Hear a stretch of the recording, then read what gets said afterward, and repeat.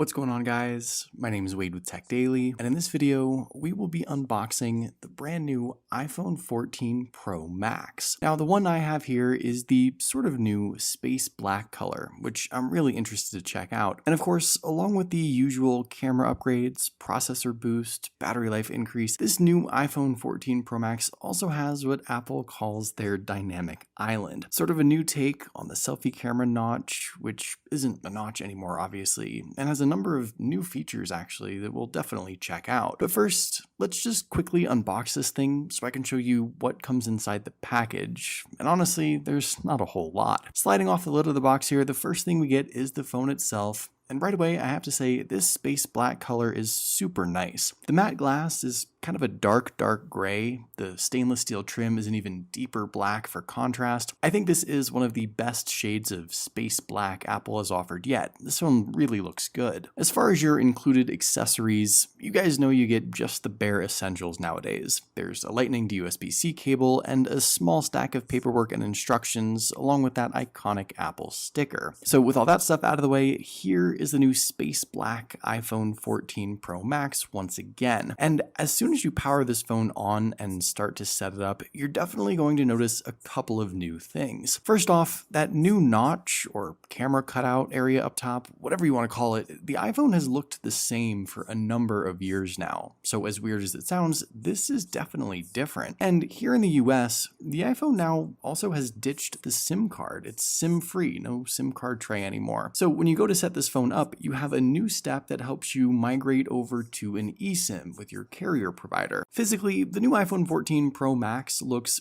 basically identical to last year's phone, but there are a couple of design cues that set it apart and kind of force you to get a new case too, unfortunately. At 6.7 inches, it's the exact same size as last year's phone, of course, and even the width, thickness, and weight are all very close. Everything else for the most part on the phone itself is the same. Same power and volume buttons, same lightning port and speaker setup, same stainless steel frame, all polished and looking shiny. It's a very familiar fit, finish, and form factor. I should mention though that around back the camera module and lenses are technically a bit larger across the board. Sort of hard to tell, but the camera area is wider, each lens is bigger, and that means if you had a precision cut case for your 13 Pro Max, it likely won't fit on this new iPhone 14 Pro Max. Obviously, the biggest visual difference with the new iPhone 14 Pro lineup this year is the redesigned notch or selfie camera cutout. If it were just a camera cutout now, that would be different enough. You can see it's smaller, slimmer, all the Face ID sensors and selfie camera stuff is still there in that pill-shaped outline, but it's not just a redesign.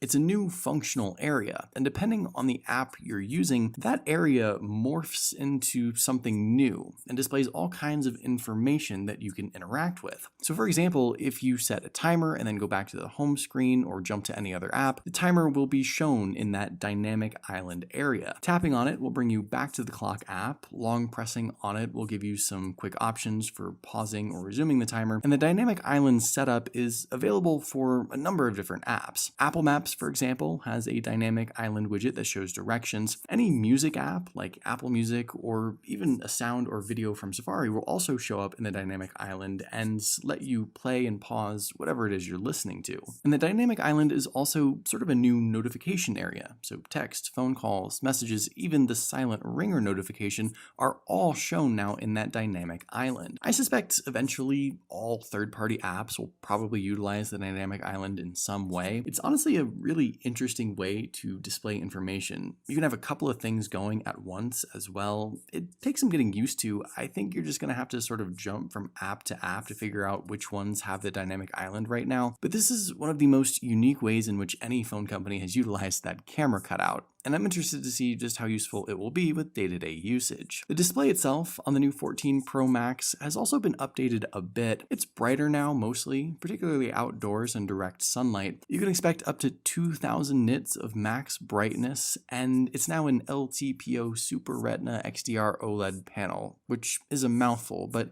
it's the bold, colorful, super fluid 120Hz display we had on the 13 Pro Max, just now quite a bit brighter, like I said, which is great. great. But actually, on the flip side, the iPhone 14 Pros this year have an additional new display feature, a dim feature, which is their always-on display. Now, this isn't new to smartphones, but it's new to the iPhone. And with this, the iPhone will display the day, date, time, your lock screen widgets, and other information and notifications with a dimly lit screen that's on at all times. You can disable this in settings if you want, but I think an always-on display is super useful. It's great to just glance at the time or check a notification, and it was a long time coming for the iPhone. Every other device in the world has had this for forever, but I'm happy to finally see it here. Inside, this new iPhone is once again powered by the newest, latest and greatest Apple chipset. This year, it's the A16 Bionic processor, still paired with 6 gigs of RAM. And while Apple says this new processor is some percentage faster and more powerful than last year's, I doubt you'll experience a noticeable difference with your average day-to-day use. The last probably 2 or 3 iPhones to me have all felt plenty fast, and to be totally honest, I feel like we've been sort of maxing out how fast some of these phones can really be. It's great that Apple is still innovating with better and better processors, but on a phone like this, even with the most intense apps and games that you can install right now, I don't really think you're going to have any extreme benefits. That's just my opinion. Of course, this phone also ships with the latest iOS 16 update, which offers plenty of new features. The custom lock screen is a personal favorite of mine, but iOS 16 is also available on most current iOS devices. So if you want to hold off on buying a whole new phone for a while, updating your current phone to iOS 16 is a great way to still get some new features and make your phone feel like it's kind of new. When it comes to the battery and charging, the iPhone 14 Pro Max technically doesn't have any larger size of a battery that I'm aware of compared to last year, but its capacity doesn't really tell the whole story. Apple says this year's iPhones should last at least 1 to 2 hours longer during the course of the day versus last year, which is great. Battery life and longevity to me are one of the most important factors of any smartphone, and as long as Apple is improving in some way, that's the important part. However, the charging speeds and charging standards haven't really changed. This phone still only supports around 20 watts wired charging, 15 watts wireless via MagSafe specifically, and 7.5 watts for everything else wireless, which, considering the competition, is not particularly quick or powerful. Finally, year over year, the biggest changes to the iPhones seem to be in the camera department, and this year is no different, especially with the iPhone 14 Pro Max. Those big new lenses around back pack some brand new hardware, including now a 48 megapixel main lens with a number of new capabilities, 12 megapixel telephoto lens, and the 12 megapixel ultra wide. The selfie camera was also improved a bit. It's a 12 megapixel shooter once again, just with a better aperture for more low light capabilities. And inside the camera app, you'll now see additional presets for ultra wide, 2x and 3x zoom, 2x and 3x for portraits, all utilizing the new camera hardware in different ways. And in real world use, Apple says the iPhone 14 Pro Max should do even better in low light and night mode specifically. It's surprising to me that year after year,